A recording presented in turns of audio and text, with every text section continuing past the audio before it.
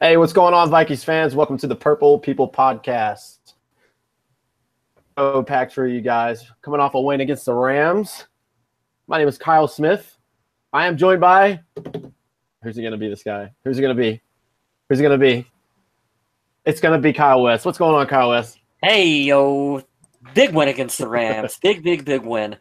It is a fun time to be a Vikings fan when we stream together. What we're doing, I like it. I'm excited. And let's not forget the man of the hour, the cornerstone of the podcast, Mr. Adam Carlson. Yeah, I don't know about the man of the hour stuff, but I do know that I love Vikings football. And that game on Sunday, I went in with it, and I had no clue what to expect. And I ended up very pleasantly surprised by what I was watching. It was a good game. It was a fun game. We're going to talk a lot more about the game coming up, right? Absolutely. I'm very excited to talk about this win against the Rams. Number one, because we won. Number two, because we're on a nice little win streak.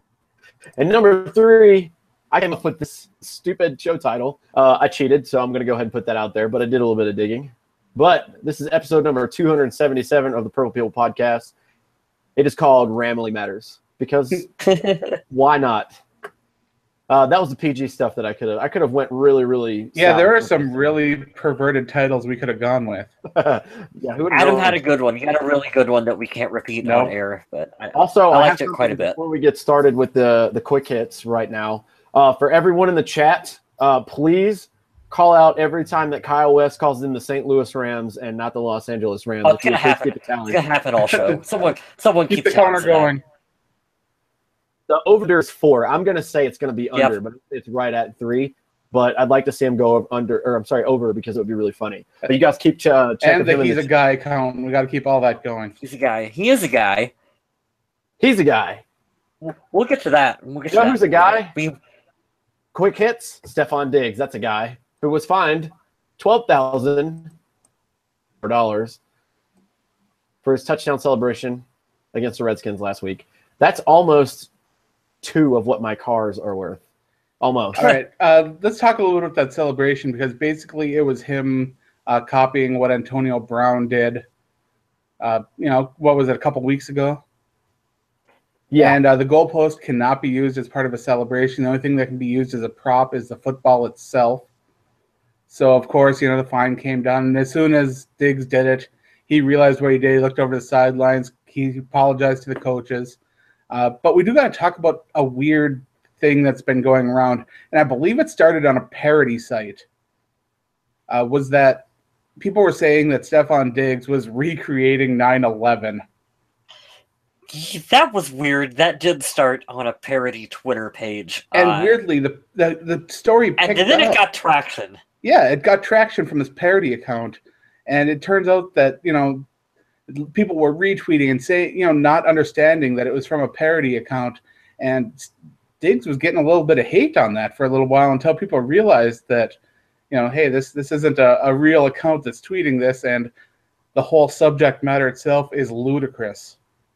There was a couple hours after that hit where if you Googled Stephon Diggs, you could find legitimate articles well, not legitimate, but, news articles that were being wrote about that. And I'm like, oh, I hope he got the fine and the message. Don't do that. Just don't, because people are stupid and go to whatever the stupidest outcome is. Oh, yeah. I'm not even mad about the celebration. Like, it's not making fun of the 9/11 terror attacks. People are dumb, and that wasn't at all what it is. Like Adam said, it was just a parody, fake account. But I'm more pissed off that we got a penalty out of it, and he doesn't know that. Like, I hate to say this about Diggs because I love him so much, but he is a diva. It's known if you watch 96 Questions with B-Rob, you'll hear it all the time. People call him a diva, and he does fit the part, but it's a good point because he produces on the field. But, man, you got to know when him and all the receivers are practicing touchdown dances, you got to know that you can't use the freaking goalpost, man. Yeah, by now that should be pretty well known. I just wanted to I wanted to mention that because I thought it was absolutely stupid. It was pretty stupid. Moving on with some more fines. Linval Joseph was fined $18,231 for roughing the passer against Kirk Cousins last week in Washington. Anytime so much money. A helmet or someone touches a quarterback's head, that flag's going to fly and a penalty is going to come out, and that's what happened. Have we ever figured out where this penalty money goes? I know how it's calculated, but I don't know where it goes. That's how Roger Goodell gets paid. That's why we have so many flags. Found it. His private jet and health insurance fund. Oh. The guys out there bashing their brains in can't get health insurance, but he wants it for his family for life. Oh God, what a piece of garbage. We'll talk about that later. I read a really funny one this morning. No, it was on Saturday Night Live where they were talking about Roger Goodell, and they were like, "This proves how bad our country's health insurance is." When you look at how much money Roger Goodell makes, and he's still like, "Yeah, but the health insurance, you gotta get the health insurance." And for me too. I thought that was really funny. Fire Breather wants to know what Adam Thielen's backstory is as well. I can try to do some more Adam Thielen facts this week if you guys It's probably a lot of football, I'm guessing. Maybe some high school, college. If you didn't already know, from the 18 times that they've shown it in the last 2 seasons, he was a big fan of Chris Carter. I think he's got a woman, maybe possibly wife, maybe fiance. I don't know what their status is, but I am aware that they have a child. That's the missus. She actually wore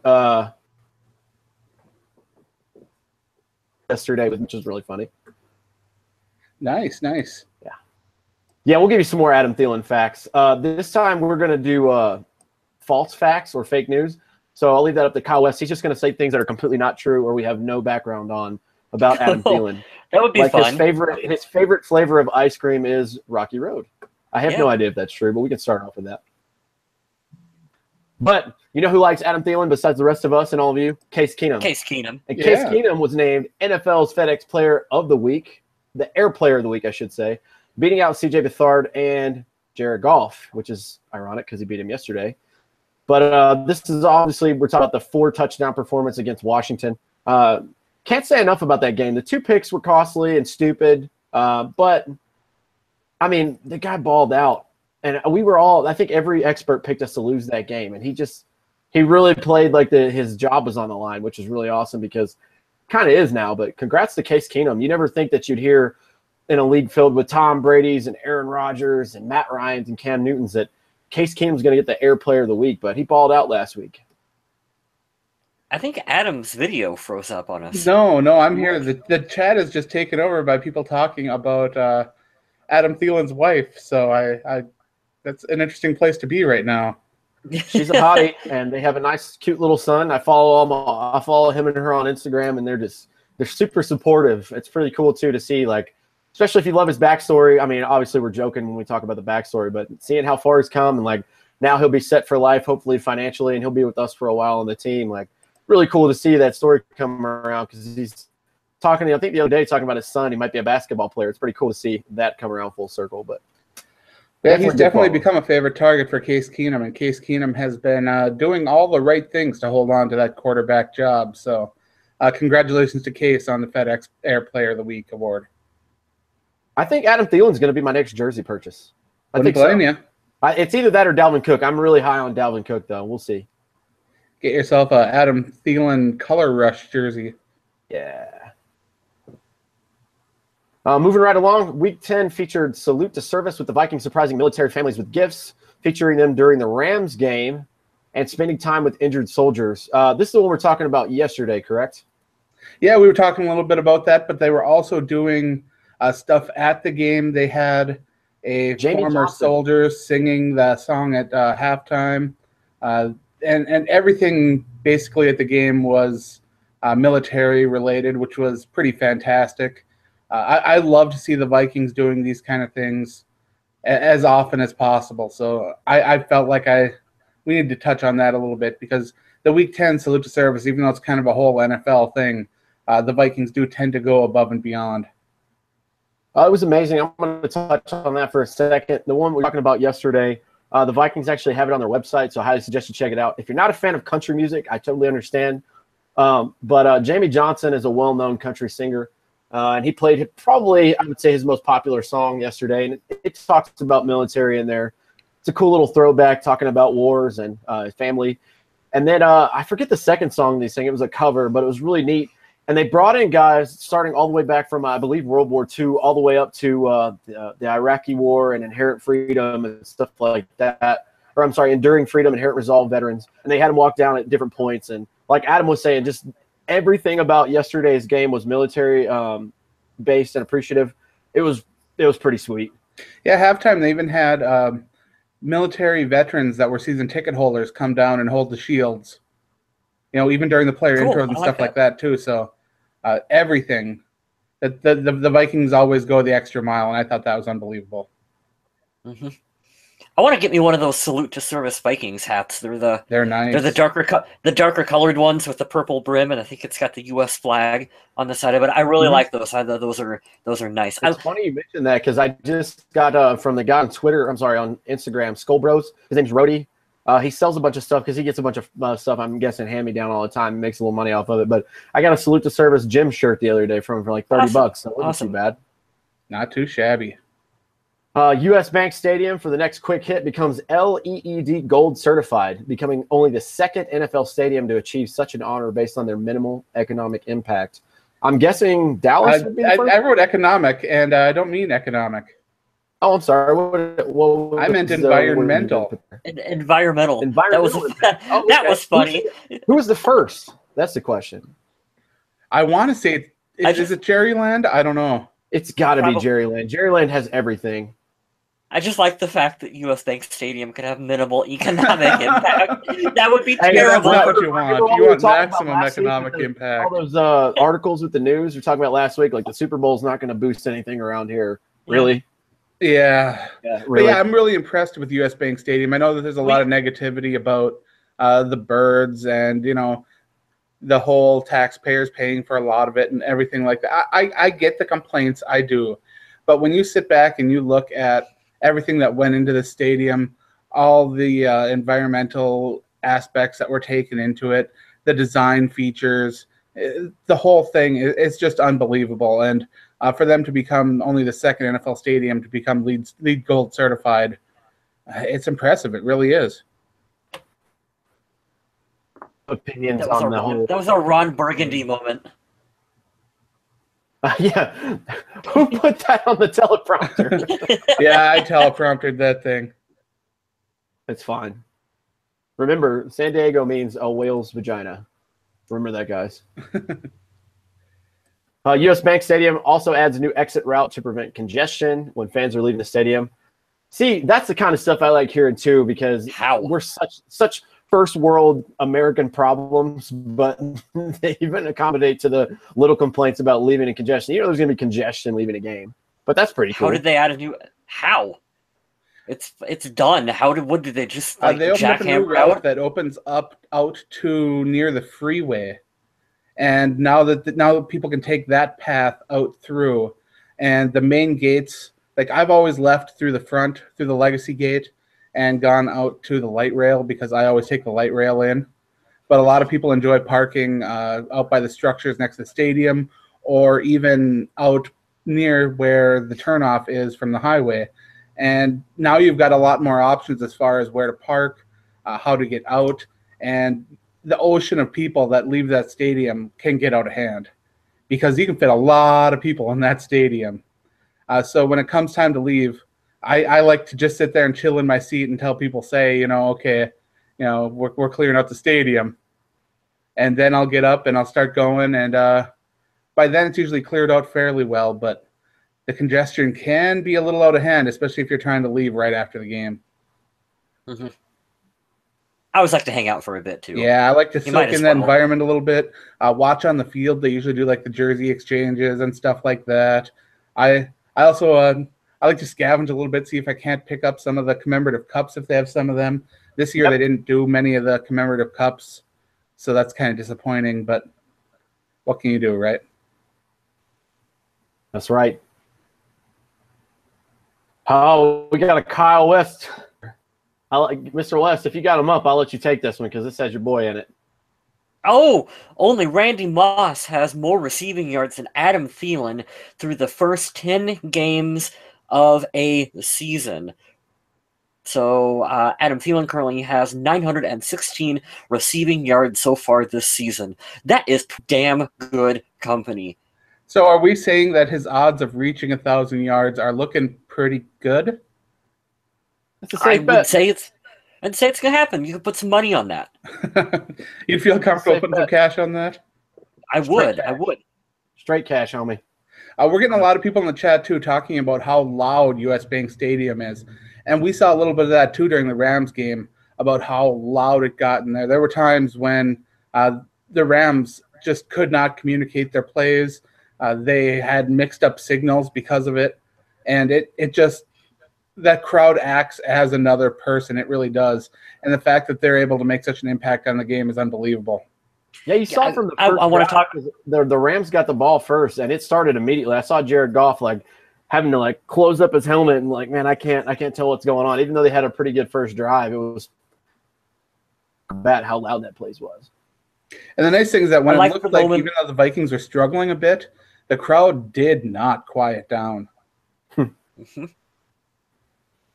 I like the moment where the Vikings were on offense and Mike Zimmer kind of went like that to the crowd to tell them to quiet down, and they actually did. Yeah, I thought that was really cool. It's like they paid attention to our head coach, and that's a good sign of respect. That's what I think's funny though. The big billboards, quiet offense at work, and people will just be screaming their lungs out. Talk about the Rams fan from that tweet about loud football. Oh, yeah. Kyle, you're the one you talked about there, right? I don't remember. I don't know what's going on. Because it was too loud. Yeah, Kyle West shared something in one of our chats. One of the Minnesota legislators had a seat, and in front of him was a Rams fan. Yeah. Go ahead. Finish the story, man.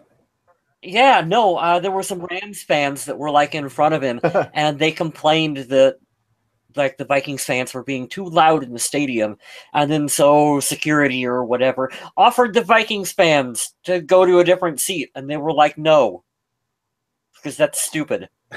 Being too loud at the Vikings game. No, millennials, what's wrong with you? It sounds like the people who are getting mad at these birds for flying into no offense, I know that's a concern, but birds have been dying for centuries, and so have we. So every game I've gone to so far, I've been sitting next to fans of the opposing team. Every game so far, and I think that it's just kind of bad luck on my part. But I've never had someone complain and say, "Hey, you Vikings fans are cheering a little loud. You might want to keep it down." Yeah, we are. I'd be like, no, I paid for this ticket. I'm here. I'm going to be loud, and I'm going to be annoying as hell. Yeah, that was a first. I've never heard of that, but whatever. I'm not surprised in 2017. Everybody gets their feelings hurt over something nowadays. But the fact it gets catered to, that's what bothers me. Yeah, That's a first. All right, speaking of firsts, if the playoffs started tomorrow, Minnesota would be the second seed in the NFC, and they would have a first-round bye. They would face the highest winning seed from the NFC wildcard round. It's pretty incredible. It would be nice if the playoffs started tomorrow, but they don't. We still got a lot more football to play. A lot of football left, but we were sitting at 8-2, number 2 in the NFC, behind the 9-1 Philadelphia Eagles, who are atop the conference. But we're sitting pretty good, so it's pretty sweet. Churning out good these competition. wins. The Saints are red hot. The Rams are still looking good. They are going to pick up a lot more wins. The Vikings do still have a lot of tough games left on the schedule, so we'll see how it all shakes out. 3 road games and a short week this week. It's going to be tough these next 3 weeks, but got to have faith. This team's rolling right now, so we hope to keep it going. Yeah. The Vikings surprised a military mom and son with Super Bowl tickets. Minnesota Air National Guard Major Jody Grayson and her 11-year-old son will be attending the Super Bowl thanks to the Vikings' Heart of a Viking campaign. That's pretty awesome. Oh, yeah. That is pretty sweet. That's another part of what they were doing for the Salute to Service stuff. And the Vikings do partner with a lot of really cool organizations to get extra things done. And like I said, the NFL does have their salute to service minimum, where you got to wear some of the gear on the sidelines and stuff like that. But the Vikings take this all very seriously, and they do so much extra that it really helps put into perspective how much this team cares about the community. It's just fantastic. I was going to add in a quick hit, but then I realized we probably talked about it last week, and my memory is awful. So let me know. Did we mention Jared Allen at all? No, we did not mention his impact on this week. All right, I'll go ahead and throw that in there for this last one because Jared Allen's one of my all-time favorite Vikings. If you guys didn't see, Jared Allen was an honorary captain yesterday. And I'm not going to lie to you, going into this game, I'm not going to say I was expecting a loss, but I wasn't going to be surprised whatsoever with the Rams being the #1 offense in the league if they came in our house and put a hurting on us. Especially they've been averaging like 30-some points a game. But, yeah, Jared Allen got to be an honorary captain yesterday. He looks really thin, too. I don't know if you guys saw it. He slimmed down a lot from what he looked like before. He's still tall, but kind of crazy. But that was pretty cool to see him come back, rocking his cowboy hat as per usual. Yeah. See that yesterday. I'm sure it's on Vikings.com somewhere. I saw it on their I saw a lot of it. Pretty cool. Yeah, he did a signing for Fan HQ, and a lot of people were commenting about how lean he looked now. And he's taken a lot of that football weight and transitioned it away and, turned it into normal human weight. So, yeah, he's looking more like a human being and less like the bulky football player that he needed to be. That's pretty cool to see him come back around. I'm glad the Vikings do that at the home games. That's really cool. Yeah. But moving along, let's talk about this Vikings game yesterday. Some donkeys. How about it? Well, let's talk first about how the Vikings defeated the Rams at home 24-7 in a game that was pretty tight until the fourth quarter. Minnesota, of course, came away in the fourth quarter with 17 unanswered points after being tied 7-7 heading into the final period of play. So let's talk about our game balls and donkeys. We all have a different game ball here. So I'll go first because I went with the obvious choice this time. I went with Adam Thielen, who I haven't given a game ball to in a while. I've been going offensive line a lot lately. So you know what? Going to give Adam some love. From one Adam to another, the love gets gone. Yeah, it's hard not to pick him. He just keeps on making plays. It's ridiculous. Absolutely. I went with the Tay Train yesterday, and I love the celebration. Just Latavius Murray yesterday, if I'm looking at the stats, 95 rushing yards on only 15 carries, 2 touchdowns. The first running back for the Vikings since Adrian Peterson to rush for 2 touchdowns in a game. And I believe it was since 2015. So it's pretty sweet. Not a bad little stat there, Latavius. Keep on doing your thing, man. Mr. West stole my game. Why do I remember Matt Asiata scoring so many touchdowns in games? I don't think it was last year with multiple, but yes, I do remember that one day he scored like 3, and I was like, what? I think he had 2 games where he scored 3, and he just punched it in there. But it was good to see Latavius Murray get that kind of attention there. He had a couple goal line plays where he was able to punch it in. He broke one big one off and got 15 taken off on a holding penalty too.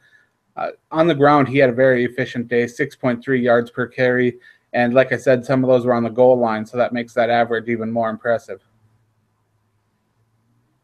I love it. The Vikings are over 1,000 yards on the year rushing, so they're doing pretty well. Mm-hmm. I gave my game ball to Anthony Harris. I thought that he had a pretty good game. He came up, he was up and down, but I like the fact that Andrew Sendejo was out, and we had a competent player underneath him. We have depth on this team, and we haven't had depth on this team in a long time. Now, I don't want people to mistake this and say that I think that he should start over Tapa Sendejo, because I don't, but I do think that he came in and he played well, and there wasn't a noticeable drop-off. He came up with that big fumble recovery interception in the game for us that I think really helped the defense out. And so I just like the fact that we have depth in different positions all over on this team. And that's what it takes, because on short weeks like this one, where players might not be healthy, they can't get the rest. You got to have guys who can step up, and we're seeing a lot of guys stepping up this year for this team. We got a donkey award being given away in the chat here. Sean Reynolds says he gives his to the refs for not throwing a personal foul penalty against Robert Woods when punching Kendricks.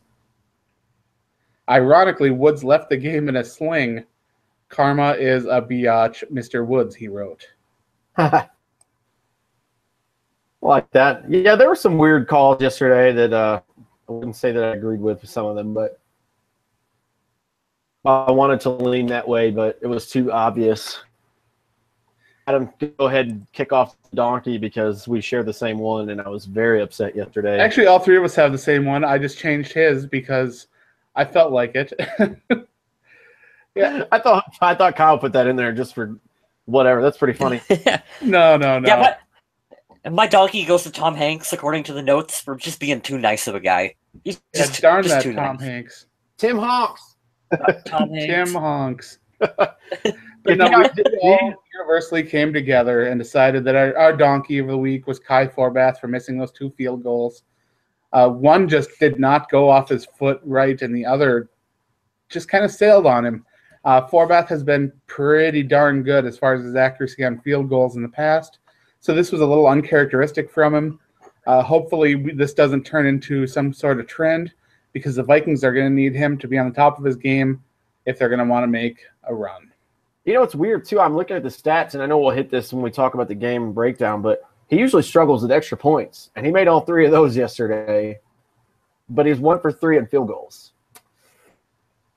Yeah, that was odd.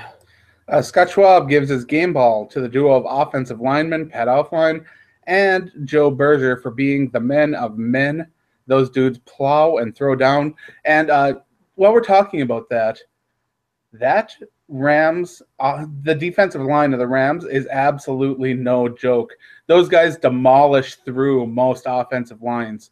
And the fact that Minnesota was able to push them around a little bit, create room, and really protect Case Keenum as well as they did. I mean, there were so many times that Keenum had to scramble out on his own, but the Rams can get to a quarterback. They can disrupt things so well, and Minnesota was able to keep them at bay. So that's an excellent choice for a game ball right there. Yeah, I'm not that smart when breaking down individual offensive linemen like Adam is, and I don't know where to get all my stats from, and he gets mad at me when I say the offensive line as a whole was amazing. So thank you. Hey, who was that donkey defensive back who said offensive linemen are just big guys that stand there? I think it was Michael Irvin, right? I think it is Michael Irvin. Shut up and do your blow, Michael. Nobody cares. Come on, Michael Irvin. God. If all it took to be an offensive lineman was being a big guy and standing there, Matt Khalil would be like Pro Bowler every time. We got to make fun of Matt Khalil today. Oh, that's incredible. Okay. Well, let's break this game down, shall we? All right, let's go into some team stats because I love team stats first. Time of possession was so lopsided it wasn't even close. By the time the game was put away, the Rams were able to take a long drive at the end, but it even ended up with Minnesota holding the ball for 37 minutes and 22 seconds compared to about 22 and a half for the Rams, which is disgusting when you look at it that way. Total yards, Minnesota 451 compared to the Rams 254. Minnesota picked up 27 first downs compared to the Rams 15. When you look at these stats, it always just emphasizes how lopsided everything was. Yards per pass, Minnesota 7.4, Rams 5.4. It's just looking at these, it's unbelievable, the night and day differences between these two teams in a game that I anticipated was going to come down to the absolute wire. And it looked like it was going to through 3, and then Minnesota just absolutely turned it on. 17 unanswered in the fourth quarter to win the game, 7-24. This game left me speechless. It really did. Yeah, I was surprised too. I'm looking at the team stats as well. The two things that jump out to me. Let's talk about the red zone, because this was the highest scoring offense in the league. They were held, obviously, with 7 points. You know, they only scored once. 1 of 3. That means the Vikings shutting other teams down for holding them to points. This is only going to make that average go down even more, which is amazing against such a pretty good team. They have a really good shot to win the West. Yeah, they do. And the other thing that I'm looking at here that jumped off the screen at me when I looked at it was rushing, the yards between both. 45 rushing yards and Todd Gurley and whoever else they use versus our 171. And let's face it, Jerick McKinnon and Latavius Murray and C.J. Ham. And, yeah, there's a couple of Case Keenum sprinkled runs in there. Sure. They're not Dalvin Cook. So we're down our starter. And I'm not taking anything away from our number 2 and 3 running backs and our fullback at all because they're tremendous players. But to have it be that lopsided in the rushing attack, too, going up against Todd Gurley, man, like you said, I couldn't have said it any better myself, Adam. I was pretty surprised at this game that it went that well. I thought it was going to come down to a field goal. And let's talk about those stats, too, because a lot of those running yards came on that opening drive where the Rams were able to take it down for the touchdown and make it look like the Vikings were going to be in serious trouble that game. And the opening drive was pretty much all the Rams had that game. Mm-hmm. We've got some comments in the chat here as well. We've got Fire Breather giving his donkey award to Laquan Treadwell, who isn't quite an effective enough receiver to be a number 1 pick. Scott Schwab praises Keenum's ability to scramble. And he had an amazing play where he was able to avoid sacks and just kind of loft one up that Thielen was able to grab. And that was the kind of football that you only usually see played in the backyard right there. That was my favorite play of the game. That was a lot of fun. We got a great question from Sean Reynolds here about how we feel about Greg Olsen being in the booth during this game. I'll go first. I don't like it, but at the same time, I know that the Panthers are going to get film on us, and everyone gets film on us every week, so it didn't really piss me off that much. My only issue with it is when Vikings brass approaches Fox and says, hey, can you reassign him to a different game? We don't feel comfortable with this. And Fox is like, no, we won't. It's like, wow, really? Yeah, I was listening to Paul Allen on KFan. They were talking about that before the game. And they made a really good point of, do you think they would have done this to Bill Belichick? Bill Belichick. No. Bill Belichick would have had him assassinated before the game. Yeah, or could you imagine with the way that everyone says, oh, the Patriots cheat, if the player would have been allowed to have been in the broadcast booth? Yeah, let's say that. I know they would never let this guy in a broadcast booth, but let's go tight end for tight end. Would they let Gronk into a game? Like, let's say they're playing the Redskins this year in 3 weeks. Would they let Gronk in the Redskins game? Let's be real. Yeah. Okay. Yeah, it's not going to happen.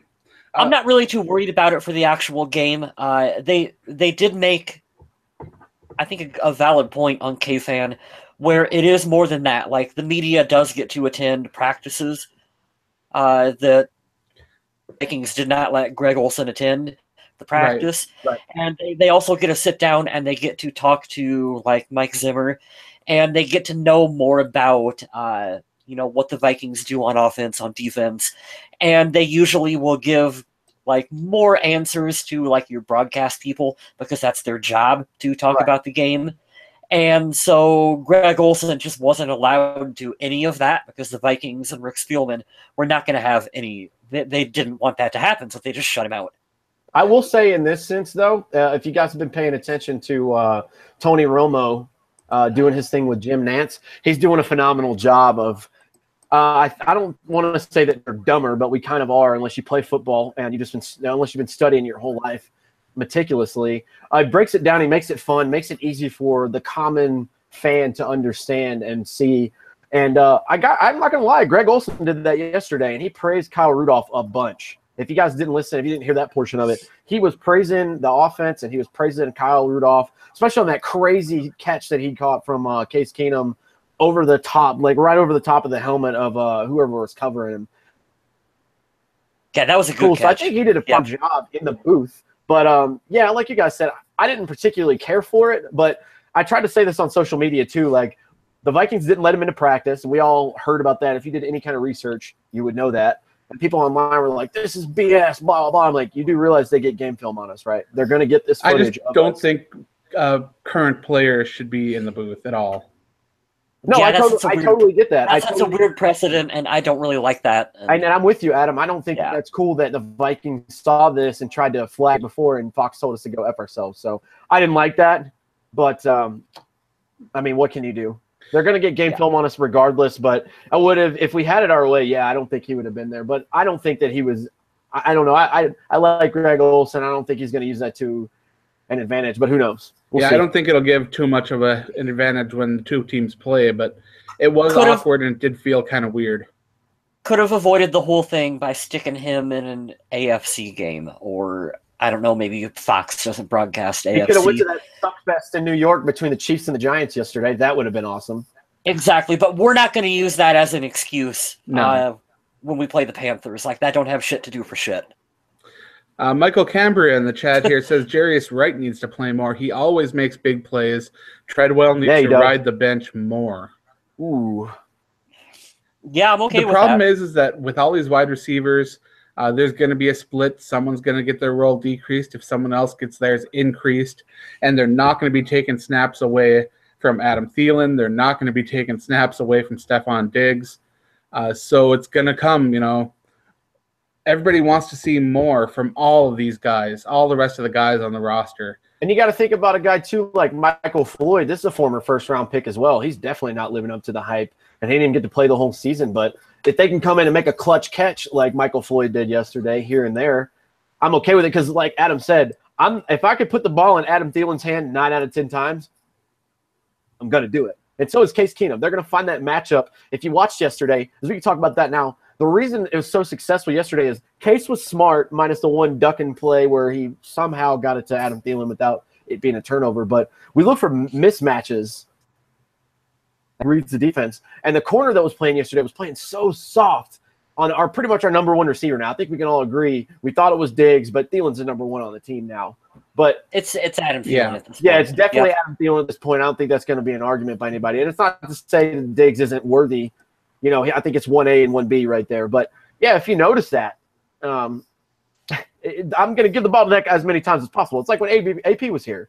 I remember when he won the MVP, they did the montage, NFL's number one player as voted on by the players.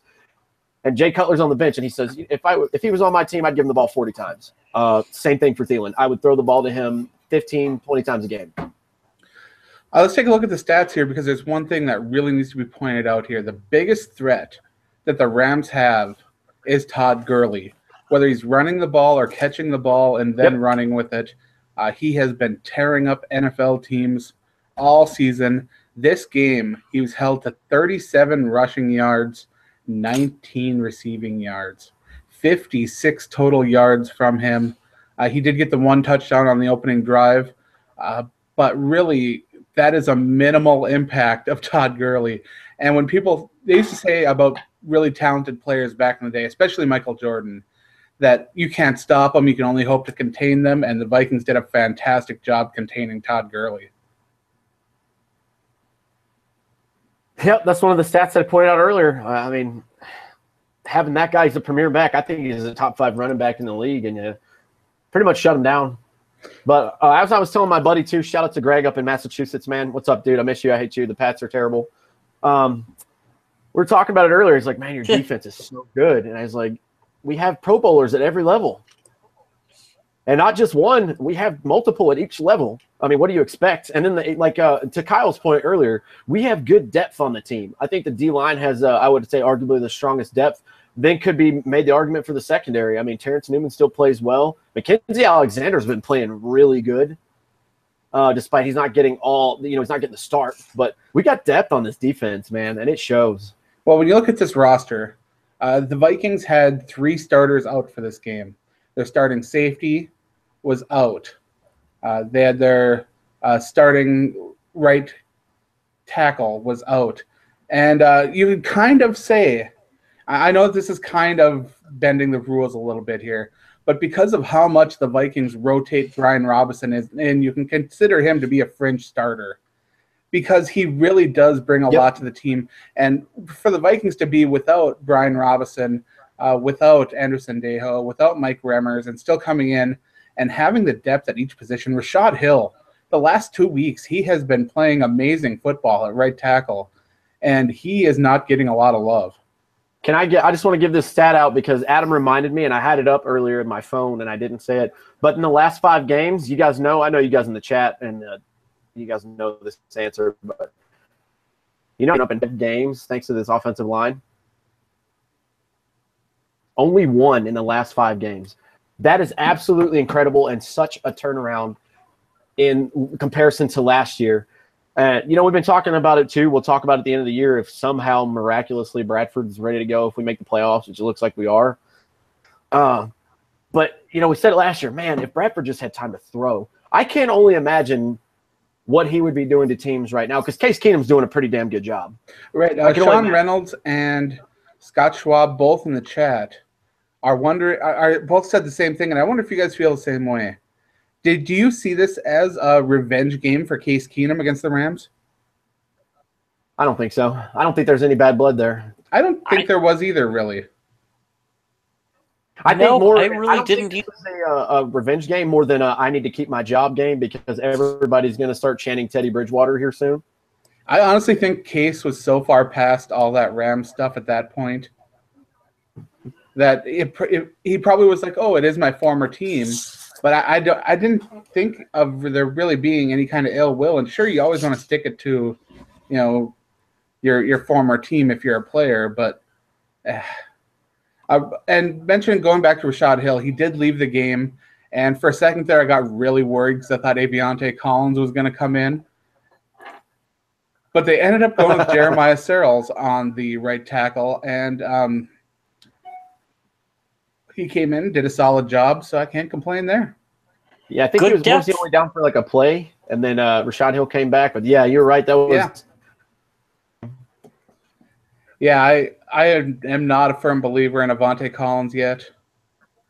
I think that he does have some potential to develop, but I don't want him on that. I don't want him starting a game or playing in a game quite yet. Okay, so live football update. If you guys are watching and you want to know what the score is, not even 3 minutes into the game, Atlanta's already up 7-0 against Seattle. Just wanted to throw that out there. That should be an interesting game. Well, let's start out. Case Keenum, 27 of 38 for 280 yards, 1 touchdown, no interceptions. A really solid game from Case where he did make a couple of bad decisions, but neither one really ended up costing him because one was batted down, I believe, by Kyle Rudolph, and the other one was completely dropped. So the 2 opportunities that the Rams had to take advantage of his miscues were not taken advantage of, and Case Keenum ended up having a pretty solid day. Moving along, we got the rushing game going on. Latavius Murray, we mentioned him rushing 15 times for 95. McKinnon 14 times for 48. Case Keenum 3 times for 20, which he never gets enough love for what he can do with his feet. He never does. And C.J. Ham, he's really good. 3 times for 8 yards. I was gonna say Case is really good at extending plays with his feet and moving the pocket and getting outside of it. That's an underrated part of his game. Case Keenum is making opposing defenses account for him in the passing game, which means that you can't really double up. You can't really have a safety over.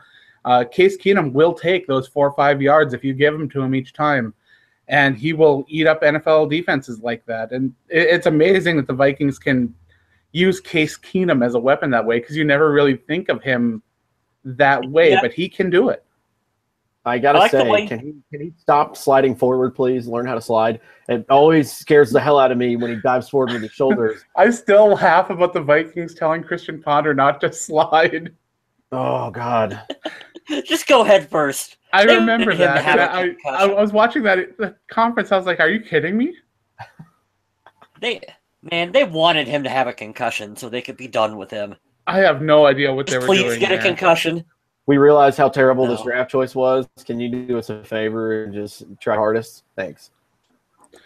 So let's go into the receivers. There were 1, 2, 3, 4, 5, 6, 7, 8, 9 different pass catchers for the Vikings. Adam Thielen led the way, 6 catches for 123 yards, 1 touchdown. Kyle Rudolph, 558. Diggs, 4 for 32. Wright caught 1 for 23. Floyd, 2 for 16. McKinnon, 2 for 12. Treadwell, 2 for 10. David Morgan grabbed one for 5, and Latavius Murray had one for 1. I like that. I like when they can distribute the ball around, get a lot of people involved in it, makes it tougher to game plan as a defense. Well, it isn't surprising either that Case Keenum targeted Adam Thielen the most in this game. He threw him 9 times, 7 times to Kyle Rudolph, 6 times to Diggs, 7 times to McKinnon, and nobody else had more than 3 targets during the game. So he has his favorite targets, and he will throw them the ball anytime he believes they're open. Him and Adam Thielen have an absolutely fantastic rapport going on that they know where the other one's going to be. He's throwing the ball to Thielen on routes when he hasn't even broken them yet. It's unbelievable football. Yeah, and he's doing a pretty good job of finding Kyle Rudolph as well. He's a big target, and you can start to see them getting on the same page with one another as well too. Where he threw the one to Rudy that was double coverage, where he just went up and just snatched it. He saw the defensive back had his back to the quarterback, and when you see that, you know that you're either probably going to get a pass interference penalty or your receiver's going to have a chance to bring it on in. Mm-hmm. That was a smart play, and that shows trust in his receiver. Really in that case, in Kyle Rudolph, to know that, hey, he's going to go up there and he can make those special things happen. He really, really can. Yep. All right, so moving on here, we've got the defense leading the way with 7 total tackles, Anthony Harris. He also had the 1 pass defense during this game. With 4 total tackles each, we have Terrence Newman, Linval Joseph, and Eric Kendricks. And with 3 apiece, Tremaine Brock, Trey Waynes, and Daniil Hunter. MVP. Tremaine there were Brock 2 Sr. sacks during this game. One was Daniil Hunter, which is always good to see him involved. And the other one was one that I absolutely loved. Deshaun Bauer getting his first NFL sack. Deshaun Bauer was lighting it up during the preseason. He was a pass rushing machine. With Brian Robinson out, he finally got a little bit of playing time, and he used that playing time to sack the quarterback. I don't care if it was garbage. So was I. Yeah, I don't care if it was garbage time right at the end of the game. He still got out there. He got that sack. You know that's important for him. And that just goes to show you the depth on this team. That we really haven't had to use him yet. And it's not because he's not good, but it's because the players in front of him that you just can't get all your starters or the guys that you want to be starting out there all the time. I have to give this in now. We've talked about offense. We're talking about defense, so we can go along. But Pro Football Focus gave their top 5 grades, and this is crazy.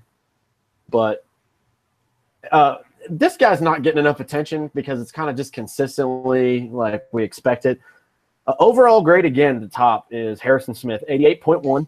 Right below him at 87.1 is Anthony Harris. Hell of a job yesterday. Oh, yeah. That's 2 safeties. 2 running backs, Latavius Murray, 81.8, Jared McKinnon, 81.6, and Kyle Rudolph at 80.9. Those are the top 5 Viking grades yesterday. So 2 safeties, 2 running backs, and a tight end with some, I won't say surprising names. Anthony Harris is the most surprising, but, man, Harrison Smith doesn't get enough attention, man. He's the best safety in football right now. I can't disagree with you there. And Seattle, with their Legion of Boom struggling. I mean, they can't stay healthy right now. I know it came out. I saw it on Instagram. They do those paid ads, and Pro Football Focus obviously reminds to follow the NFL pages. But through last week, he was the number 1, and if he's that high graded this week, I'm sure he's going to keep the title. I would love to see him be crowned as the number 1 safety because I think he more than deserves it. Well, let's take a minute because I want to plug something else that is kind of unrelated to this game. But Pro Bowl voting is open. And I know that nobody here wants to see the Vikings playing in the Pro Bowl. But for a lot of these guys, they have incentives in their contracts, or it's a pride thing to be voted into the game. And there are so many players for the Vikings this year that deserve recognition. So head on over there, vote for the players that you believe deserve to be in the Pro Bowl, especially a lot of those Vikings players that have just been tearing it up. So I'm voting for Case Keenum right now. Yeah, do your voting. Get him in there. I am going to vote for Jeff Saturday. He is my vote. Hey, he might get in again. Who knows? Yep, Saturday. Because he's the only center anyone recognizes. Yep, it's name recognition. That's basically what it is. Let's finish things off with special teams here. Marcus Sherrills returned 1 punt for 9 yards. Kai Forbath 1 for 3 on his field goals, and the only one he connected with was from 39. But he hit all 3 of his extra points, which you gotta like that. Ryan Quigley punted 3 times for 137 for 45.7 average, 1 in the 20. I believe this was one of Ryan Quigley's better outings. He had 1 punt that was absolutely awesome that he nailed for 50 yards. I personally, although I did not choose Ryan Quigley when I was doing my roster mock, he has been doing all right. Yeah, he hasn't fucked up, so I mean that's basically what you want from your punter. Right. I mean, yeah. We're getting a lot of love in the chat saying that Trey Waynes has stepped up, even though he's been bullied every game. We got Pat Elfline is a good rookie, which I can't argue with that at all. Eric Grendel is going a little more bold, saying that Elfline's the best center in the NFL, and that he what a pick. That's pretty awesome. And we got a lot of people saying they're going to go and vote for Vikings players in the Pro Bowl, which I love to see because these guys absolutely earn it. I'm doing it right now. I sent through it. I vote for anybody in the front office that got rid of Matt Khalil. I agree with you on that one. Kyle, you missed it earlier when you had to mute and leave. But we got to poop on Matt Khalil earlier, and I laughed really, really hard. I was hoping you were around, but we didn't see you. My allergies just all of a sudden are like, hey, be full snot right now. Let's throw a fun stat out right now because Kyle Rudolph is number 7 in all-time Vikings receiving touchdowns. He has 32, and right now he is only 1 touchdown behind Jake Reed at 33. Ooh. And 2 touchdowns behind Ahmad Rashad at number 5. And if that doesn't help put into perspective just what Kyle Rudolph has done for this organization since arriving, I don't think anything really can. I honestly didn't realize he was that high on the list. I really didn't know that. No, he is sneaking on up there. If he does get past Jake Reed and Ahmad Rashad, though, it gets a little high because then you got Sammy White at 50, Anthony Carter at 52, Randy Moss at 92, and Chris Carter at 110. Chris Carter, yeah. But yeah, sitting at 32 ain't so bad right now. 3 more touchdowns, and he'll be alone in 5th place in receiving touchdowns all time. You say Chris Carter had 110? 110. Holy, that's a lot of touchdowns. That's a lot of touchdowns. Yeah, dude was good. There's a reason why he's in the Hall of Fame. Yeah, absolutely. He was all right.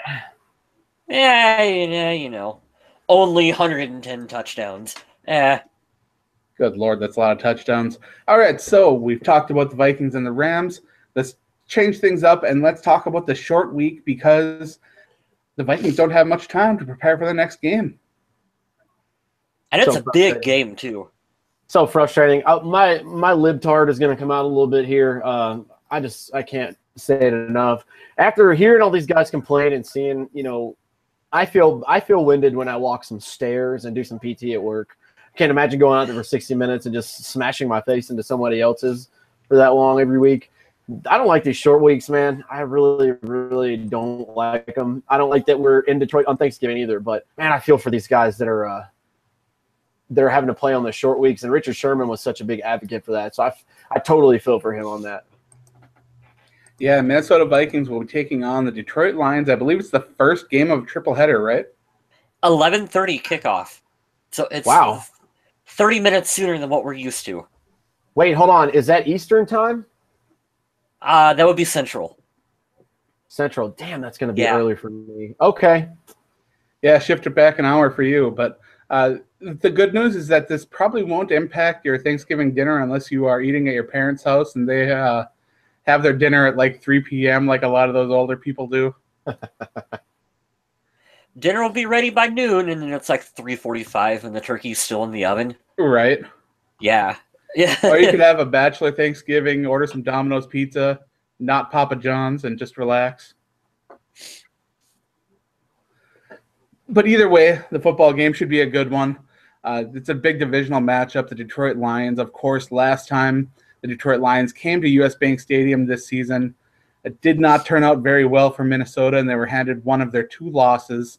So Minnesota will be looking at this one to not only get revenge for that one, but Detroit is one of their top competitors as far as the NFC North, and beating them would take away that tiebreaker advantage and give them another division and conference win. So this is a biggie, folks. Very, very, very important, not only for the division, but I believe for the psyche of the team as well, too. They're on a really good win streak right now. They've beat some quality teams. They have to get this win against Detroit. They just have to. It sucks because we're on the road, and they did beat us before. Unlike last year's losses, I cannot believe the freaking Lions have beat us the last 3 times we played them. They're good, though. I give credit where credit's due.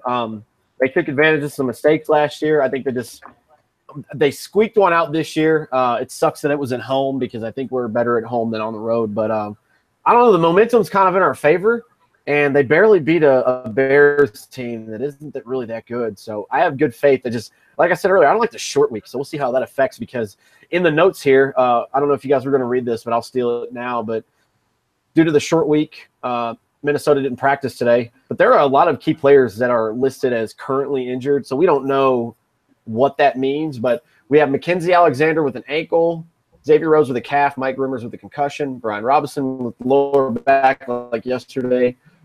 Still got the groin, the hamstring, Everson Griffin knee, and Emmanuel Lamore knee. So that's really – that's a lot of key players. I don't want those guys to be out, especially on the road.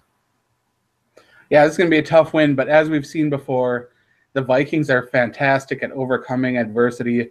They've already lost, their starting quarterback, their starting running back for the season.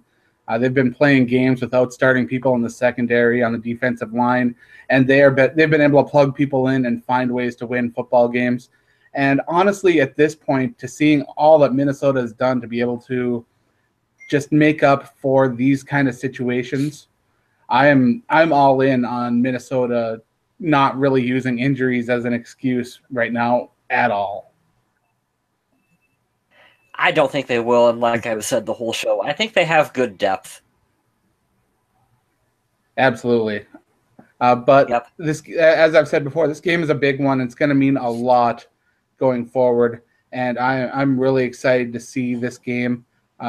Sadly, I won't be able to make it home to be with my family, so I'll be watching this game pretty much solo in front of the TV. Gonna order myself a pizza and do the good old, bachelor pad football kind of thing. I think it's gonna be nice. Yes, I love it, man. You can watch the game. You can watch it with your extended Vikings family, Adam. That's true. Yeah. It's absolutely true. Is there any way we could get on and do a live chat, and instead of the podcast now doing a live YouTube thing? Is there any way we could get into a live chat and talk about this with the guys? Because that'd be kind of cool. Adam, I'm in the same boat as you. We picked up a class today for work, but they're giving Thanksgiving off, so we're getting Thanksgiving off. So I'd love to talk during this game with the guys. Is that a possible thing we could do? Is there a way we can do that? I don't know. I'll have to look into it and see what I can figure out. We've got till Thursday to figure it out. We can do that. That'll be cool. I'd love to chat with you guys, and we'll post it all over the page if we figure it out, because I'm in the same boat as Adam. My family's on the East Coast, and I would rather go home for Christmas than Thanksgiving. Plus, my work is here. I got a bunch of students to teach, so couldn't go home really if I wanted to. But if I can sit there and BS with you guys do it, I would be more than happy to do that. We got more Teddy Case chat in the chat box over here, and it's a lot of fun seeing that go back and forth. But yeah, we're going to take a look and see what we can do as far as that. But remember, short week, mark your calendars, Thursday, 11:30, right? Correct. 11:30 Central, 12:30 Eastern, 10:30 early as hell in the morning if you're in the mountain time zone like I am. Did we have a social media question? No, but I'm going to make up with that with not only one, but 2 bold statements today. Which member of the Minnesota Vikings do you think could eat the most turkey? Ooh, Linval Joseph. Linval Joseph. We were already talking about that in the chat. What do you think Kai Forbath's favorite side dish is at Thanksgiving? Cranberries. He seems weird like that. He does seem like a cranberry guy. You're right. Yeah. But we will have some fun social media questions up, and hopefully they'll be somewhat entertaining. Let's move on to our Purple People Podcast Survival League update. This was not a good one for our participants. Three players were eliminated. Credence Bridgewater Revival's out. Purple Z-Man Pride's gone. And Zach's fantastic pick set all eliminated because they chose the Kansas City Chiefs. 7 total strikes handed out this week. The good news is that the playing field is getting a little more leveled since there is no player with no strikes left. Everybody now has at least one. Mike's Marvelous Pick Set and the Three-Peaters have 1 strike after the Three-Peaters chose the Denver Broncos to win this week. And I survived by the skin of my teeth this week because I picked the Jacksonville Jaguars. That was the most popular correct pick. But of the 10 teams remaining, one of them is going to win a pretty cool prize package from the Purple People Podcast. So best of luck going forward. And remember, tomorrow you can make your picks for who you think is going to win next week. Pretty sweet. I figured you guys would be hooting and hollering about the Three-Peaters getting their first strike. No, I'm going to be silent about it. I'm going to protest Craig by not acknowledging him. Hey, he was getting by the skin of his teeth for a while there. So for him to get his first strike, I'm just saying it's about time, man. It's about time. You've been flirting with it for a while. Now you got to pay the fiddler. I hope it's one of many to come. But I like that it's more competitive. I like that everybody's in the same striking range. Out of the 10 teams, 8 can get eliminated next week if they get a guess wrong. And it's really exciting time. This is when it gets fun and everything goes down to the wire. So I've got not only one, but 2 bold statements this week, if you guys are ready for them. I am very ready. I want to save, like we do at work with the dogs, to save the positive one for the last, so I'll do that. I'm just going to go ahead and say it. I don't care what your debate is right now because I think Mike Zimmer should do it, and I heard this on the radio today, and I totally agree with it. Mike Zimmer should walk into that locker room and say, this is Case Keenum's football team until he decides to give it up to Teddy Bridgewater. I know it's going to spark some conversation. I heard you guys were talking about it in the chat. I want to get that off my chest now. This is absolutely Case Keenum's team. I love Teddy. And like Zimmer said, he's going to play at some point.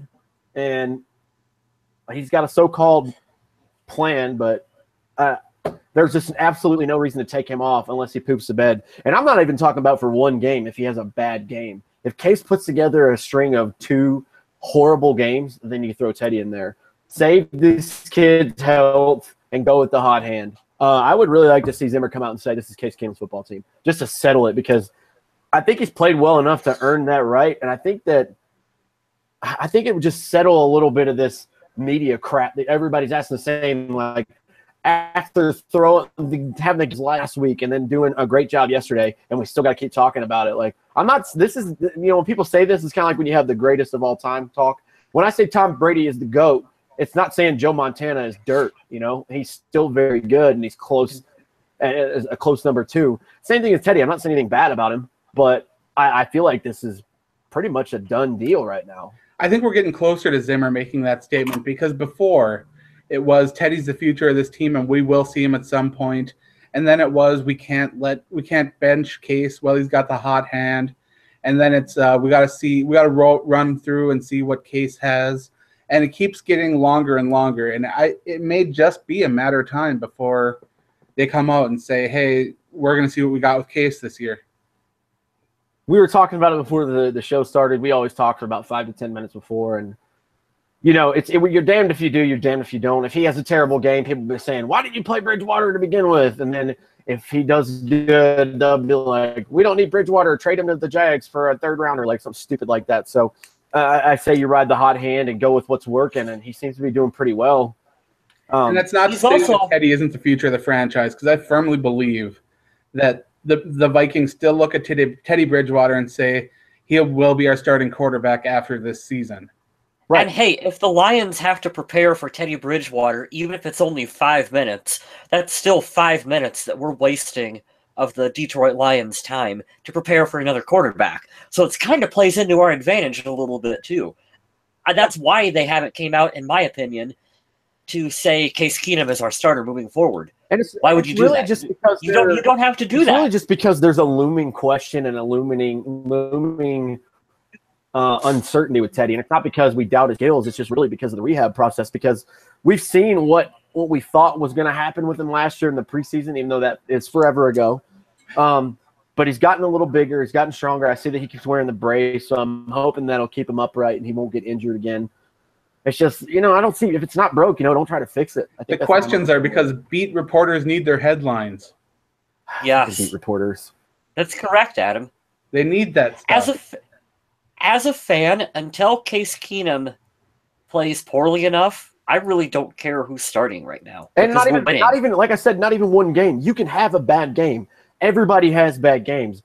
We're far enough ahead now. If we lose one game, which I don't want to happen, I don't think it will, it's fine if you can readjust, but I can already hear it now. People are going to be calling for his head on the chopping block, and I think it's stupid. I think you should just calm down and ride the wave because it's working for you. But that leads me to my positive, bold statement of the week, and I 1,000% believe this, and I saw it on your counterpart over on the Viking Age. You guys check out thevikingage.com if you want some good Viking. Oh, the piece he just wrote today. Adam Patrick talking about Adam Thielen. I legitimately believe he's going to be at the bottom because quarterbacks always get the love. Tom Brady's playing his freaking mind out at 40 years old. Carson Wentz is great. Kareem Hunt could sneak in there. Le'Veon Bell, Antonio Brown. But I think, for real, that Adam Thielen should be considered for the MVP of the league right now. Whew. I don't see why not.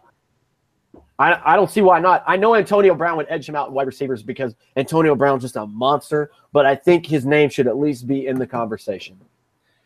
Yeah, Adam Patrick, if you read that article over there, he makes a pretty good argument. I had to push it out there because I wanted to get something. I really wanted to talk about Case and Teddy, but I actually checked the update while we were sitting here talking. I was like, you know what? I'm going to give Adam that credit on there, and I'm going to push that out for the bold statement because it comes full circle.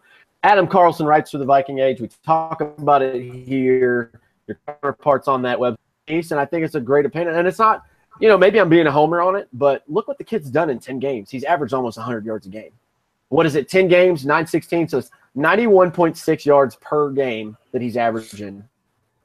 But at least he could be more like Robert Woods, and be grown and raised in that South LA area and, go to school and you in LA and then play football in LA. Wouldn't it be cool if the Vikings had a story like that? Yeah, maybe we'll get one day. I haven't heard of a player like that on Minnesota. Oh, no, I don't know who that would be. No, guys. We do. We have a player that actually played in Minnesota, Marcus Sherrills. Why are they not talking about him? Oh, that's true, yeah. Yeah. Tommy Gunn, that was for you, sir. That's all I have for this week. You guys got anything else you want to talk about?